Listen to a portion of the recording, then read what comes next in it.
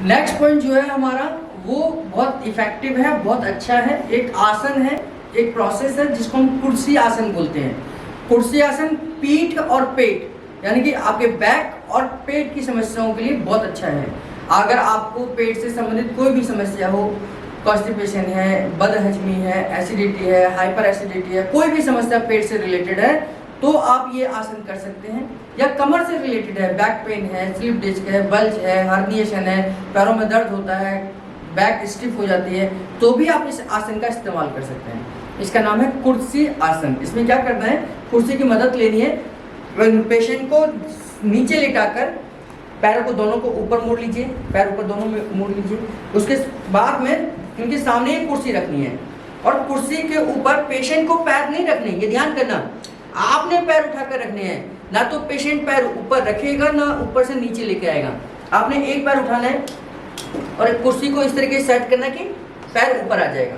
फिर दूसरा पैर उठाना है और इस तरीके से आपने पैर को कुर्सी के ऊपर रखना है। अब क्या करना है, पेशेंट के पैरों को थोड़ा सा आप कुर्सी को आगे लेके जाएंगे और ये जो खांचे बने हुए हैं आपने ध्यान करनी है, वही कुर्सी लेनी है जिसके अंदर ये गैपिंग हो। इस गैप का भी बड़ा लॉजिक है, ये भी मैं बताऊंगा आपको। और दोनों पैरों को इस खांचे के अंदर डाल देना है। अब इससे क्या है, इनके पैर के गिरने के चांसेस खत्म हो जाते हैं। बहुत सारे अगर ये खांचे नहीं होंगे, आप पैर टिका देंगे तो उनको फोर्स लगाना पड़ेगा पैरों को टिकाने के लिए। तो अब इस खांचे में चले गए पैर, तो इससे कि क्या है, ये 100% रिलैक्स होकर लेट सकते हैं। ये पोजीशन है कुर्सी आसन की। अब ये ध्यान करना है, बहुत सारे लोगों को हो सकता है जहाँ ये कुर्सी रखी है वहाँ पेन हो, तो थोड़ा सा कुर्सी को उठाकर आप ऊपर ले जाइए, फिर वहाँ पर रिलैक्स हो सकता है। हो सकता है कि थोड़ा सा आगे ज़्यादा चले गए तो थोड़ा सा पीछे लेके आ जाइए।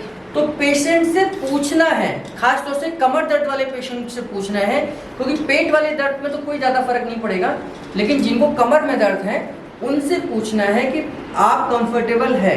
अगर आगे या पीछे करने में उनको कंफर्टेबल है और कोई पोजीशन ऐसी बनती है जहां उनको कमर में कम से कम दर्द हो, या तो ना हो या कम से कम हो, उस पोजीशन में उस पेशेंट को कम से कम 15 से 20 मिनट के लिए लेटने के लिए कहना है। यानी कि 15 से 20 मिनट के लिए लेटाना है इस पोजीशन में। तो पेशेंट को पूछ लेना कि जिस पोजीशन में आप कंफर्ट हो, जिस पोजीशन में कम से कम पेन हो, उस पोजीशन में आपने कुर्सी की सेटिंग करनी है। अगर पेशेंट को दर्द आता है, 5 मिनट लेटने के बाद दर्द आता है, तो कुर्सी को आगे या पीछे आप सेट करिए और ऐसी पोजीशन 100% होगी जिसमें उनको दर्द कम से कम होगा। ये कुर्सी आसन पैरों की पोजीशन को चेंज कर सकते हैं, यानी कि पैरों को थोड़ा सा कुर्सी को आगे ले जाइए तो थोड़ा सा पैर ऊपर की तरफ चले गए, पैर को थोड़ा नीचे लेके आइए तो घुटने नीचे की तरफ चले गए।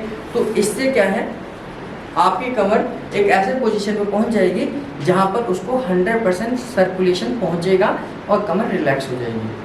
तो ये कमर के लिए बहुत उपयोगी है, साथ में इसको पेट के लिए भी कर सकते हैं, क्योंकि सर्कुलेशन आपकी पेट की तरफ वापस आता है। तो पेट में कोई भी दिक्कत है, कॉन्स्टिपेशन है, बदहजमी है, एसिडिटी है, गैस है, अल्सर है, स्कोलाइटिस है, IBS है, उन सभी समस्याओं में इस कुर्सी आसन का इस्तेमाल कर सकते हैं। ये बहुत अच्छी टेक्निक है। 15 से 20 मिनट आपने जब भी लेटेंगे तो 15 से 20 मिनट लेट सकते हैं। खाना खाने के आधे घंटे बाद लेट सकते हैं। खाने वाले हैं तो आधे घंटे पहले लेटना है। सुबह दोपहर शाम लेट सकते हैं, दिन में एक बार लेट सकते हैं, जब आपको मौका मिले तब लेट सकते हैं।